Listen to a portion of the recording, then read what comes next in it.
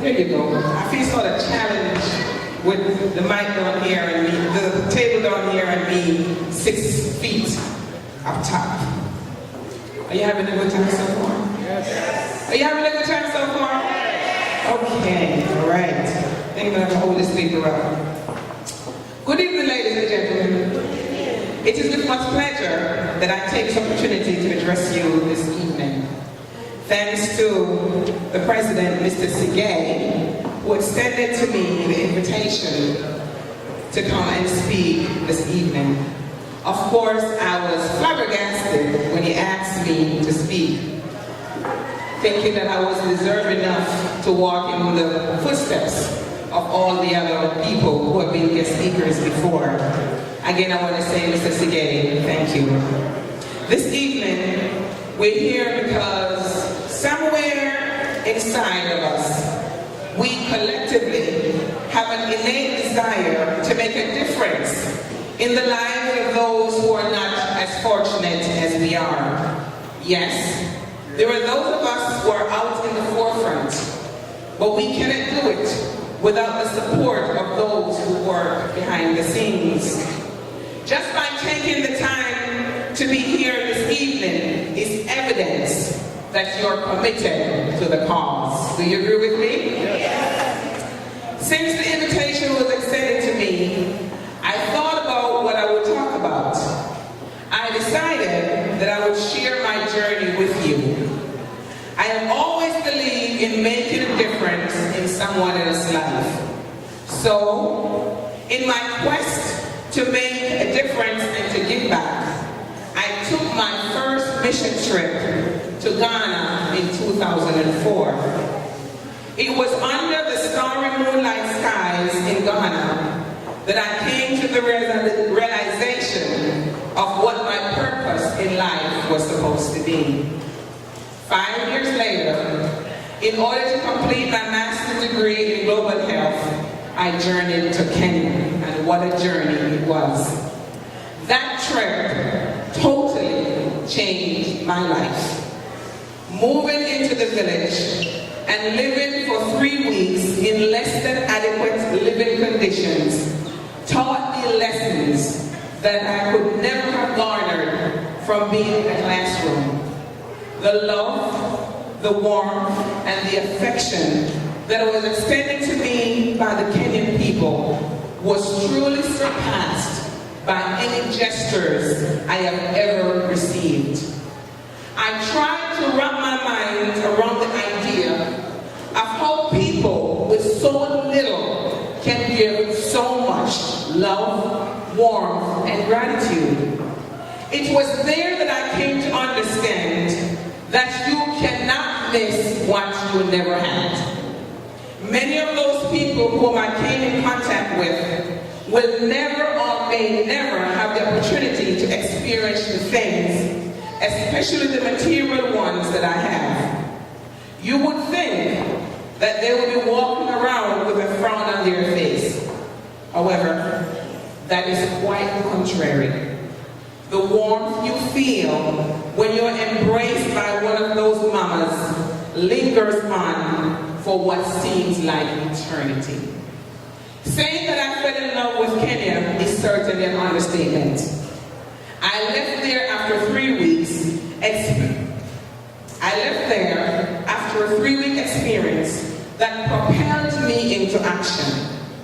The faces of the many children who were orphaned because their parents' lives had been cut short by AIDS left an indelible mark on my consciousness. Unable to shake off this consciousness, I decided to partner with a women's group that hosted me while I was there. It was their dream to build a permanent dwelling for the 60 orphans that they were caring for. I decided to partner with them and to help them to construct a building for the orphans. Therein, Ethling's Hope was born.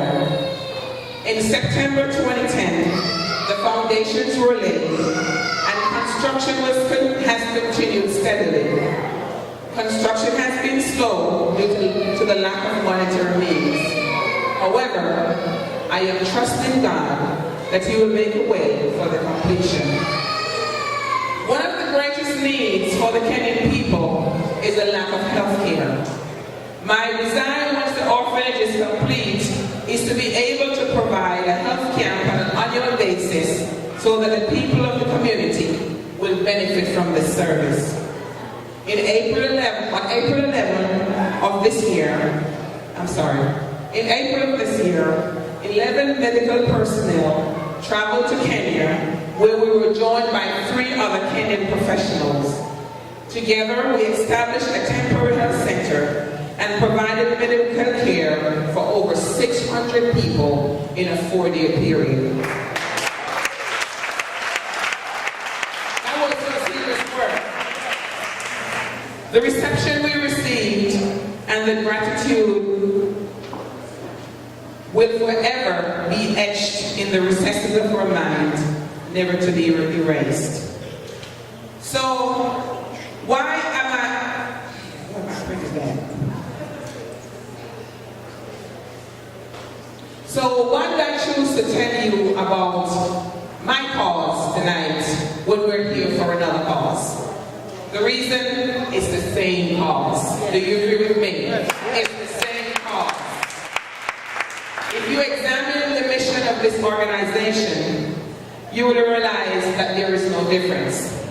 Both organizations have the same mandate: make a difference in the lives of those who are so well deserving. The thing that I want you to take away tonight is how important it is for each of us to make a difference. I know it's easy to say I cannot do anything, or my few dollars will not go far. Let me assure you, you are wrong if you think that tonight. We all can make a difference in some way or the other. If we all pool our resources together, it will go a long way.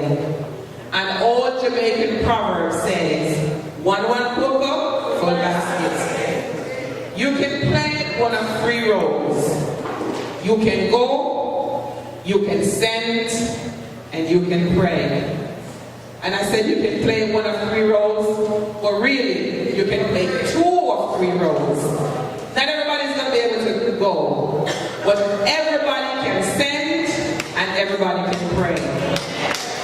Which of these 2 things are you willing to do tonight? Let me take this opportunity to commend Mr. Sige and his organization for committing to remember his fellow Kenyans by being a voice for the abandoned and destitute. Matthew 25 verse 40 states, "Inasmuch as ye have done it unto the least of these my brethren, you have done it unto me." That's it.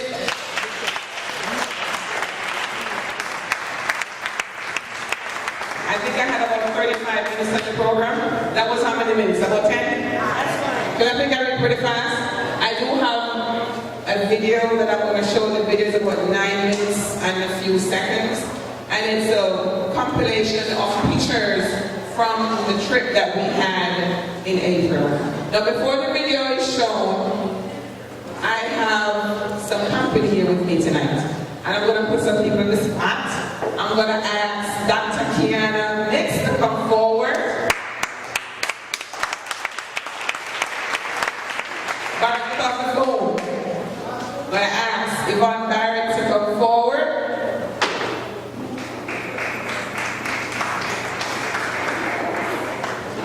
And then I'm going to ask Sandra Lee Dias to come forward.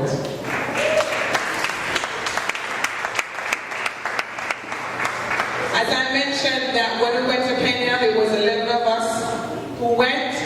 This is 4 of the team members right here.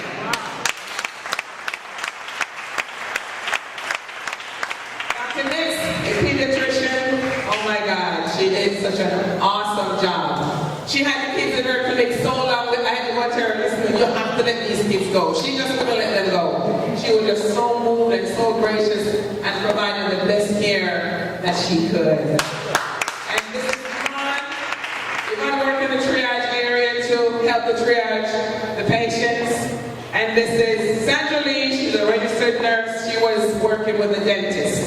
So put your